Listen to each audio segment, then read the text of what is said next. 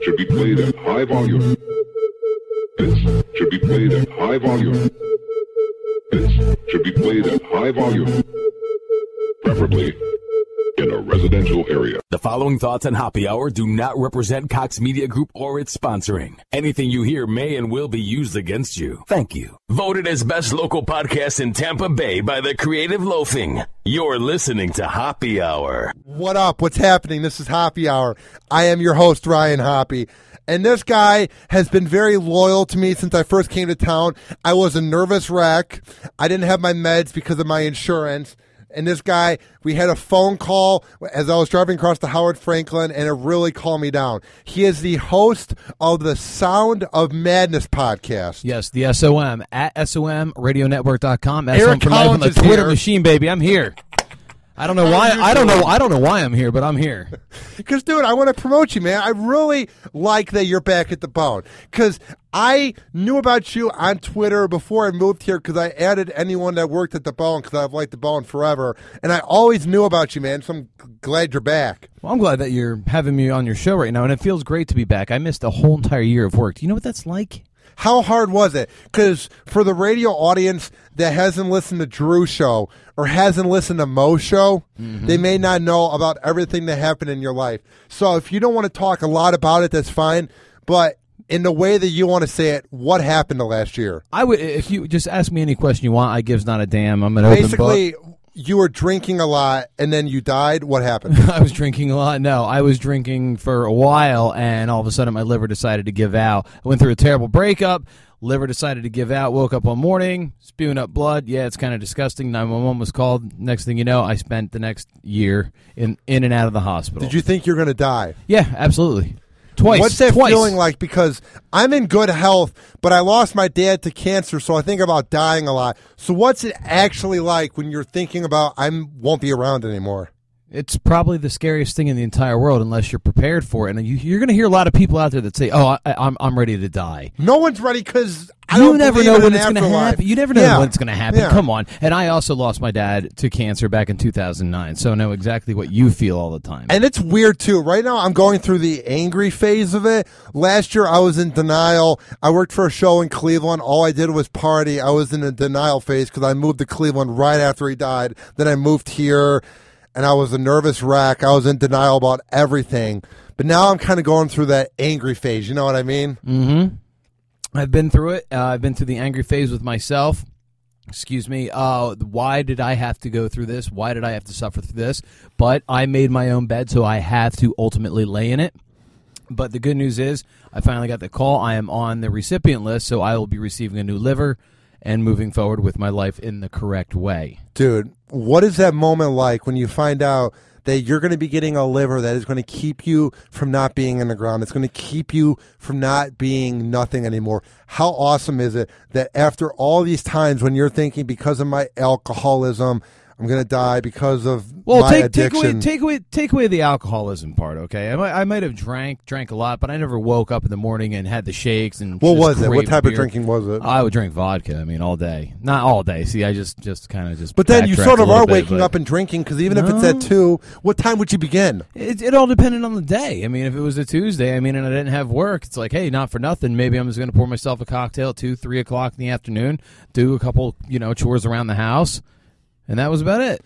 But how did it get to the point where you almost died? Because you don't just go from drinking a cocktail to that almost dying. Like for me, I had a beer when I got home from the gym today, and I had one. I've had one drink today, but I'm not an alcoholic. How did it happen for you? What happens is that some people are not predisposed to be drinkers, and I've had 10 different doctors now that said, not for nothing, it did not matter if I had a drink a day, a drink a week, a drink a month, or a drink a year. This would have happened to me regardless. My liver was not built to be a drinker.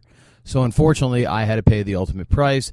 Almost died twice, once in February last year and once this past November, which was probably the worst time of my entire life. Did you actually die, or did you just almost die? I almost died. I had a total of 18 transfusions in the last year.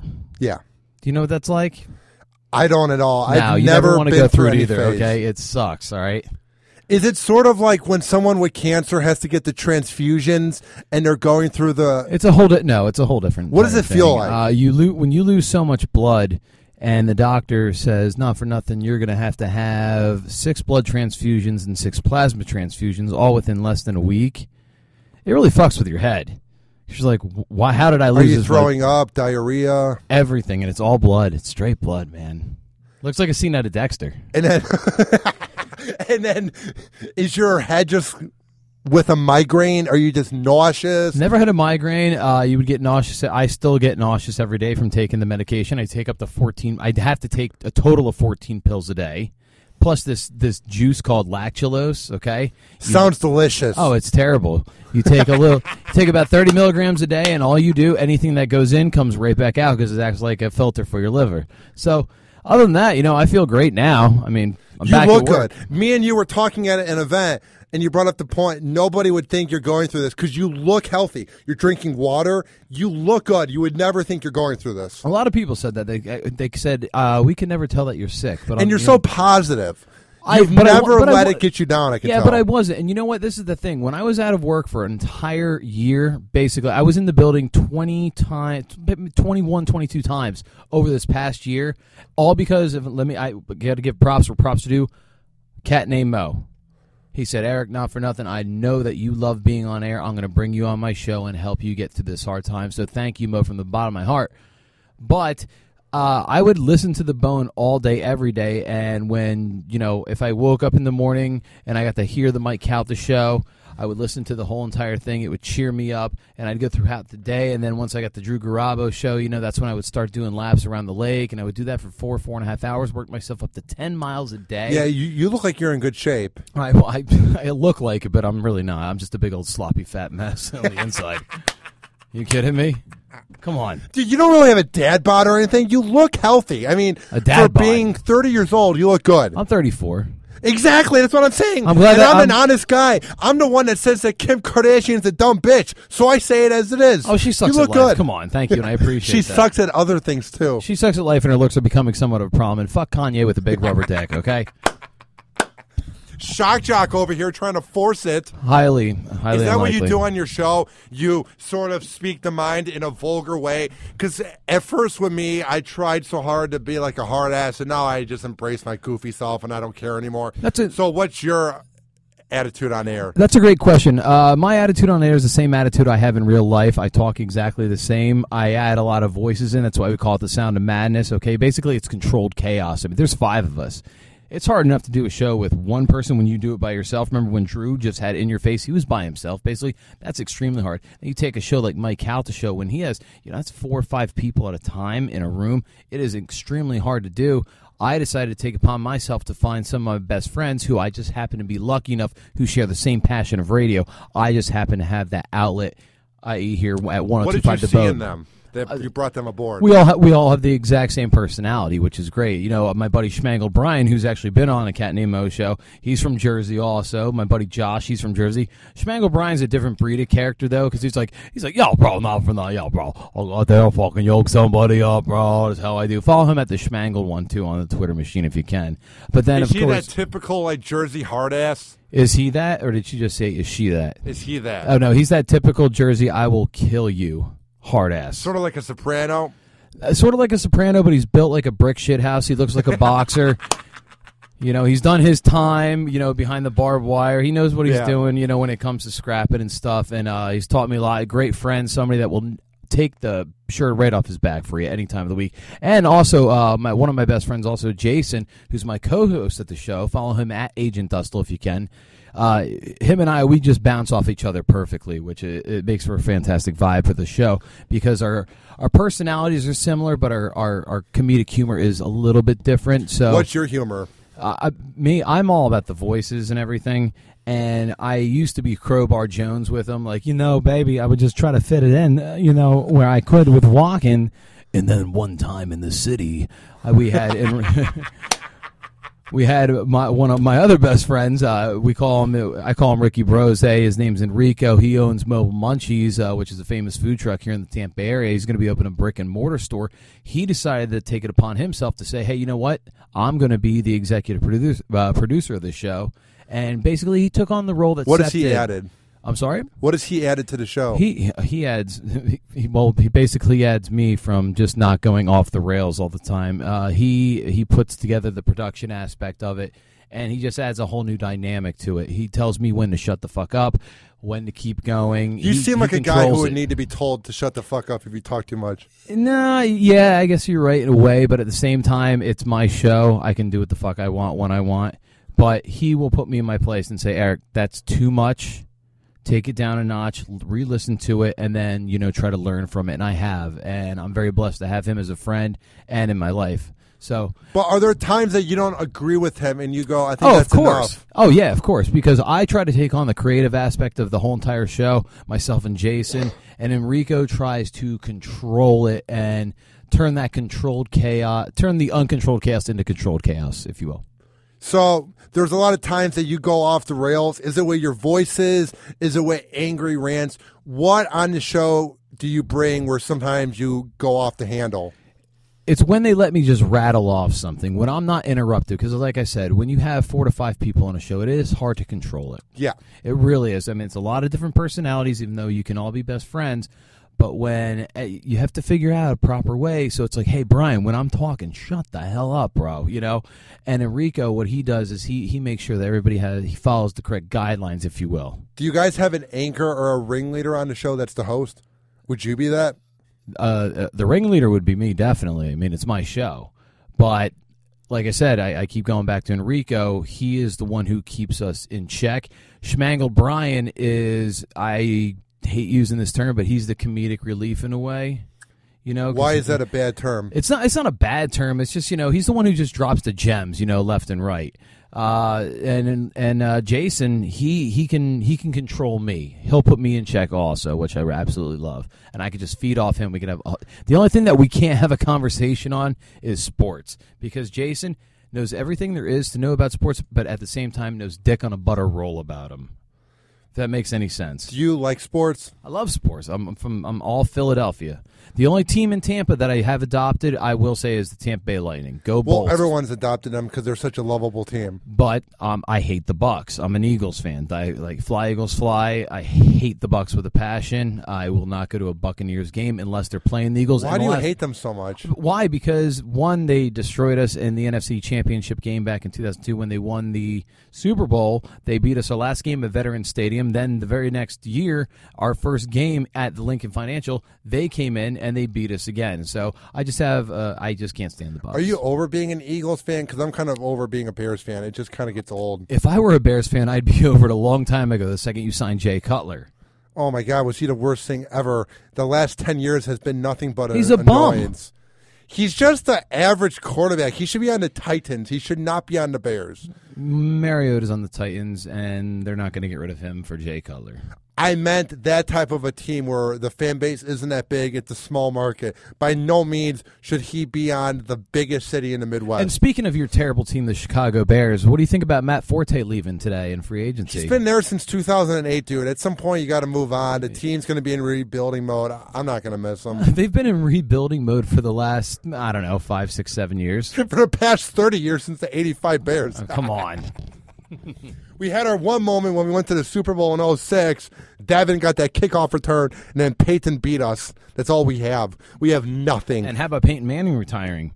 I'm not going to lie. This is something that I'm going to talk about on our show this Sunday, is the fact that our generation, at least my generation, I was born in 81, we have gotten to see some of the best athletes in the entire world play and retire. I don't like I'm Peyton. talking about the Rush Mount. I don't care if you like him or not. He is the best regular season quarterback of all time, and that's according to Skip Bayless, and I totally agree with him from ESPN First Take. Stephen A. Smith kind of agrees. Tom Brady's by far the best quarterback in the NFL, other than Aaron Rodgers. But you look at Peyton Manning, played, retired. Michael Jordan, best of all time. We got to see him play, retired. Derek Jeter. Yes. From the Yankees. Got to see him play. You had good basketball in the 90s overall. And how about this? Wayne Gretzky in the NHL. Best player of all time. We got to watch him play and retire. That's my Mount Rushmore. Who was the swimmer in the Olympics? Who Michael cares? Phelps. Yeah. Michael Phelps was good. I'm saying you got to see all-time greats all the time. Yeah, but Mike Tyson in the 90s? Well, Tyson, absolutely. But do you consider swimming a sport? Sort of. I mean, it's fun really, to watch it's in fun. the Olympics. It's really great. It's fun recreational activity. I like swimming too. I don't have the money to go to a big gym right now, but I love swimming. I miss it. It is the best. We live in Florida. You just look anywhere around you. Do a 360. There's water all around I need to do you. swimming laps, dude. I've been craving it lately. Well, just hop in the ocean and frickin' swim out to a goddamn buoy. It's a decent point. Yeah, but then you get attacked by a bull shark. And then you drown. Yeah, that's the one thing. Is when you're in swimming lanes at the gym, you go back and forth. I'm not trying to drown, dude. What about I know you almost died, and that was your thing, but I'm not trying to die. I wouldn't either. Say I don't step foot in the water down here. Really? Why? Yeah, are you the same exact reason I just said as sharks? I'm sorry. I'm absolutely terrified from them. Not from the freaking movie Jaws. I'm just saying, look at the amount of shark attacks that have happened in Florida since I moved here. I moved here in 2001. And it is just out of control. I remember, I think it was back in 2001 or 2002, a guy just jumped off his back dock just for his morning swim, jumped into a pool of bull sharks, ripped to shreds. Yeah, no thanks. You know what I'm going to do? I'm going to stay in a fucking pool. I'm going to sit in the shallow end. I'm going to relax. And if I feel like swimming laps, which I can't do at this moment, then I might once I can. Would you say you're kind of a guy that's soft where you're afraid of things easily? Because I'm not afraid of sharks. If a shark wants to bite me, go ahead. I'm at this point, dude, in my life where I don't care about anything. I just want to make it in life. If I die, if someone hits me, whatever. If I get bit by a shark, whatever. You know what I mean? You just said that you're at a point in your life where you don't care about anything but you want to make it in your life. You're 22 years old. You have to care about things if you want to make it in life. You're 22. It's this thing. You're not 52, but 72. But let me explain. Please what do. I mean by that is... crap. Is this going to take long? Every single day, I think about my dad not being around, and I think about how badly I want to make it in radio. And the other part that's hard is you have to wait, and it takes time, and age comes around, and that's when a lot of people make it. But the thing about that is... when age comes around and you make it at 27, you're closer to dying. And I want to make it in radio where I'm younger so I can appreciate life. I don't want to, you know what I mean? I know exactly what you mean. Now, listen, I've listened to your podcast a bunch of times, and I've talked to you on numerous occasions. Making it in radio for you, what is that? Define that for me, for you job. Personally. My dream is to have Hoppe Hour, if it's with a team around me, to have my show be on the radio. My dream is to have radio be my one job. On terrestrial radio, not just internet, correct? Or if I could make a household name of myself online, basically to have my show or to have radio be my one job. All right, now I'm going to flip the script. I'm going to start interviewing you. If you could pick one person from 102.5 The Bone, one of the on-air jocks that you could have as a co-host, who would it be? If I could pick one person from 102.5 The Bone, I actually would pick RBF from Roger and JP. Why? I love her female perspective and what she brings to the show. Yeah. Everybody at The Bone's great because the thing about The Bone is it's real radio where you don't need to make fun of people and exploit people for ratings. But I'm just a really big fan of what RBF brings to Roger and JP, and she'll be on a show in like 2 weeks. Which is great. I actually talked to her on Twitter a couple times. She's a fantastic chick, and she's very easy in the eyes, and I wish her the best of luck with her and her boyfriend, who I believe is in the Coast Guard, if I'm not mistaken. He's more of a badass than me. Like, whenever someone's in the Coast Guard or someone's in the Army or Navy or Marines, I just feel like such a wimp. I feel like I'm not doing anything. Do you ever think about joining? Of course not. I'm not going to be bossed around. It's not for me. I'm a pussy. All right, there you go. At least you admitted it. We got very lucky, extremely lucky. Like, a lot of people didn't know this, but I actually did the competition with Mo and Johnny B, Tampa Bay's Got Talent, back in Ybor City a couple years ago. And when I walked off the stage, Mike Olivero, our boss, he gave me his card. He said, hey, not for nothing, if for some reason you do not win this, here's my card. Give me a call, get your foot in the door in promotions, which was the best day of my life. How happy were you? I was farting rainbows, man, all day. It was the best day of my life, like I said, and I got very lucky. And the one cool thing about what I was extremely timid because I'm a huge fan of all the on-air talent here. I'm a fan first. Isn't it weird when you first come in and you're a geek and it's annoying to them? Well, I never try to come off that way. I did. That was the problem. Drew and I was Drew Garabo and Gio. They gave me the nickname the Great American Teach-In because I wouldn't shut up about asking questions, and a lot of the time the questions came off extremely dumb. But at the same time, they understood that I had a passion and I wanted to learn, and everybody here has been more than helpful. Any question I've ever had for anyone, whether they busted my balls after I asked the question, they still answered it for me. Well, what And I I'm like very about the gracious Bone for is that. it's like a nice frat house. There's frat houses in radio where they're so mean. It's like the hazing, but here it's done with heart. If it's any show, everyone here, they're all good people that care about each other. And think about this. Everybody says radio is a cutthroat business. We all agree that it is. Am I right? Yeah. It's extremely cutthroat. Oh, yeah. Now, listen, I've been out of the business literally for a year from my health. In just promotions and occasionally on air on a Cat Named Mo show, or whether I'm getting my balls busted on somebody else's show, whatever, they kept me around. And do you know how much that means to somebody when I'm so they could have gotten rid of me. Did you right think away. they were going to get rid of you? I wasn't sure, and the fact that they didn't meant the world. And it speaks to your talent. Well, I appreciate that. And it speaks I still to don't know the what that heart, is yet. and it speaks to what you bring to life, man. I think a lot of people were rooting for you. Nobody wanted to see you die. We're all happy that. Well, I hope not. Well, I mean, some people can be morbid and heartless. Nobody here. I'm just saying, in life, people can be morbid and heartless. It's like, Well, one thing I was just glad that I wasn't put on the Mike Count to Death pool. I was really expecting somebody to put me on there. I don't think they would do that, dude. It would have been funny if they did. I wouldn't have cared regardless, because you have to take a ribbing, and if you can keep on ticking after it, you earn the respect of people. And I'm very happy and very fortunate that I have somewhat earned the respect of a lot of the on-air jocks, because I look up to them. And I tweeted this out a couple weeks ago. I said, when you have the privilege of working with and learning from people that you admire and respect, if you don't take advantage of that, and I'm not talking about taking advantage of the person, I'm talking about taking advantage of the situation. Like, you have the opportunity to learn from these people. If you don't, then that's on you, and you're the dumb dick, and that's your own fault. We got lucky. Would you say that almost dying makes you look at life differently and you appreciate things more? Well, yeah, of course. You look at life in a whole different aspect. I mean, when you're 34 years old, or when I at the time was 32, turning 33, nobody expects to die that young, and especially when I look at the way that my folks had to look at it, my mom, my stepdad, my mom didn't want to bury me. My stepdad didn't want to bury me. Children bury their parents. That's the way it's supposed to work, not the other way around. And it scared the crap out of them. It scared the crap out of me. And it scared the ever-loving hell out of all my friends, too. How great has your girlfriend been for you? She's been amazing. And that's crazy that you brought that up, because, everything I went through with my ex, Kim, which a lot of people don't know about, but I have no problem talking about that. What happened with Kim? We switched cars one day. I was babysitting her son. She had to go to work, and she got in a single car accident on 75 South. She was driving my Mustang, and apparently it was around 5-something in the afternoon. The car flipped over on her. She was ejected through the passenger window. She was in a coma for almost a full month. I spent 22 straight days in the hospital with her. Being by her side? Right by her side, never left. And it was one of the most strenuous things I've ever had, and heartbreaking things, because a lot of people don't know this. I was just in ICU the week before. I was in ICU for 6 straight days. I had major surgery. The only thing that's keeping me alive right now is an artificial stent in my medication.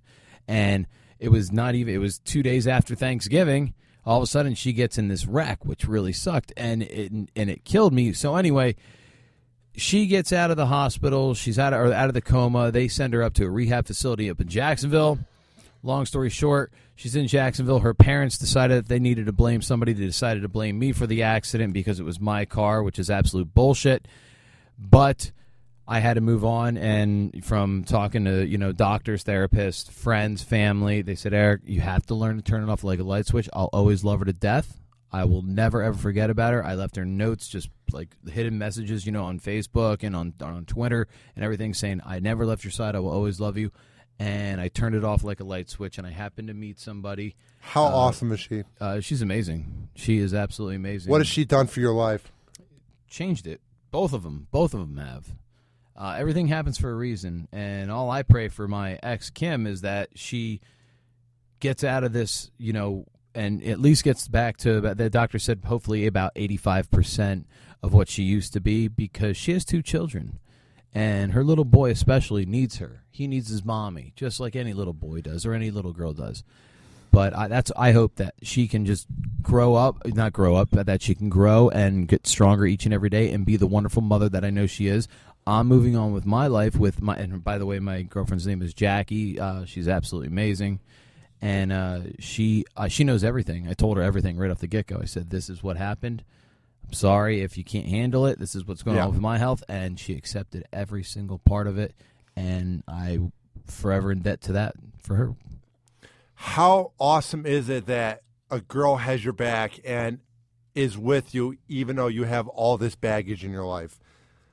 I wouldn't call it baggage anymore. I'd call it just it was a terrible life experience. It was an era of your life. It's baggage. You can get rid of the baggage. Yes. And that's what I did. I turned it off like a light switch. And she was willing to accept that and stand by my side regardless, and it felt fantastic. Would you say that your radio show that you do, Sound of Madness, would you say that motivates you and it's a way to forget about everything going on in your life? Absolutely. Every single time you get to go onto a hot mic, it's when you're getting to do something. It's that rush. You have that passion to do it. And don't get me wrong, with my situation, with the medication I take, I have off days, really bad off days, but sometimes when I'm on, and no matter what, it just feels good to be with the guys. And sometimes when we have guests on, like we had Lulu Love on, which was a great interview, by the way. It was Lulu Love. Jessica, the Black Widow Borga MMA fighter, fantastic. She could probably kick my ass. She could kick all of our asses, and she's got body karate, smoking hot, good for her. Then there was actually Nervous Jared. I forgot to our producer Jared. I forgot to talk about him. He's been fantastic. Had Drew Garabo. He did a call-in on show. And any time I got to talk to any of them, it made me feel alive. And that was one of the best feelings in the world. And watching my friends around me, around the table that we're doing this, that just seeing the look on their face and the fact that they're enjoying doing this with me made me feel alive each and every single time. Where do you want to see your show in 5 years? In 5 years, I want my show on terrestrial radio. Yeah. 100%. I would like my show on terrestrial radio. As soon as all the pieces are there, now it's time to just put them together the correct way. All those puzzles, just really just get them super tight, glued together. Boom, let's go. I want my show on air within the next year. Why should that happen? What would you bring to the table? 100% a show that is going to entertain, that is going to bring... I don't want to say, I'm going to say compelling content all day with a comedy aspect. It's more of a variety show. That's the best way I could describe it. It's an escape from reality. When I say it's controlled chaos, sometimes it's uncontrolled chaos, but it is controlled chaos. If you want to just laugh your ass off, we're going to give you your news stories and everything here and there. But like Enrico, he has this thing because he's a huge foodie, like I told you, he owns a food truck. He does the Culinary Jones. That's his gimmick, and it's one of the best segments ever. One of our new segments called What's Going On. The games that we came up with are actually all original. I've surfed the net, can't find anything like them. And if you want to check them out, go to somradionetwork.com or SOM for Life on the Twitter machine and check out all the other episodes, and you'll understand exactly what I'm talking about. And now, before I let you go, where can people find the show online? Just like I just said, somradionetwork.com, SOM for Life on Twitter. You can also go on SoundCloud, iTunes, and then, of course, if you can go to the Facebook, our Facebook page, The Sound of Madness, and follow me at EricC1025, at Agent Dustle, at Ricky Brose, at The Schmangled One, at Captain Spitter. Collectively, we have the worst Twitter handles in the entire world. But I think you guys got to have like SOM Eric, SOM Schmangle. You know what I mean? I kind of, the reason I picked mine is because obviously I'm with the Bone. That's true. I'm not changing at Eric C1025 because that's what I'm known as, and I got to build his Twitter following up because the whole entire reason I even got Twitter in the first place was to tweet at Drew when he first started on the Bone. So you are a radio geek just like me. I like it. I love it. I absolutely love it. Well, dude, I'm glad you're back. I cannot wait to work events with you. You're a really humble and nice guy, and I'm really glad that you're getting a second chance at life, man. It's inspiring, and I wouldn't say think about you because that's a weird thing, but when I would see your tweets, I always wondered how you're doing. So I'm really glad you're getting a kidney. Well, it's a liver, but thank you. I appreciate you doing your homework on that. I'm really glad you're getting an esophagus. Thank you so much. I can't wait to get glasses. It's going to be fantastic. Jesus, God. Anyway, Hoppy, listen, man, and all the success to you, and thank you for having me on. Thank you for letting me plug my show, and I wish nothing but the best for you also, and just want to grow in this company together. We're up and coming, so hopefully we can, take this to the next level and just keep moving forward. Hell yeah, dude. This has been Hoppe Hour. I am your host, Ryan Hoppe, saying peace out. Hoppe Hour. Hoppe Hour.